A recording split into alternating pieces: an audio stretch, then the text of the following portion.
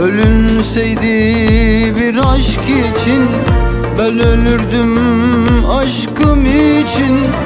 Boşaymış bunca emekler, değmezmiş senin için var. Ne yaptıysam ne ettiysem ben sana yaranamadım.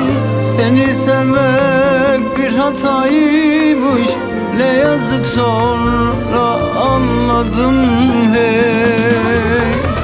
Ben her şeyin olurdum da sen bir şeyim olamadın. Ne dost olduk ne sevgili, anca beni yaraladın.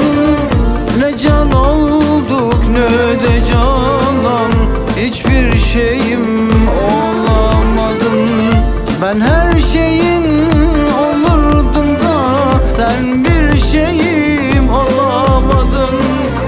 Ne dost olduk ne sevgili, anca beni yaraladın.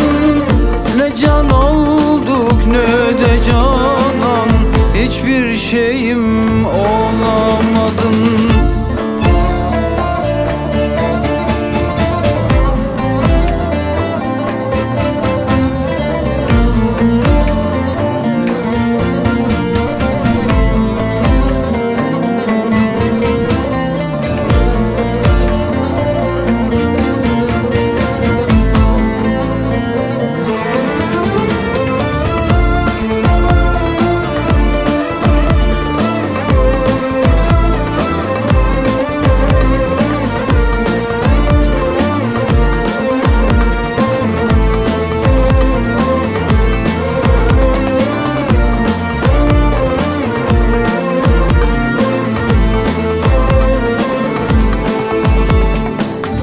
Gökte yıldızlar şahittir seni nasıl sevdiğimi.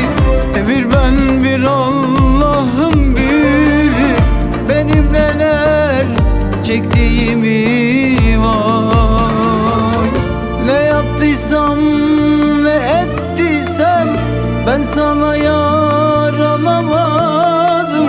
Seni sevmek bir hataymış, ne yazık sonra anladım hey. Ben her şeyin olurdum da sen bir şeyim olamadın.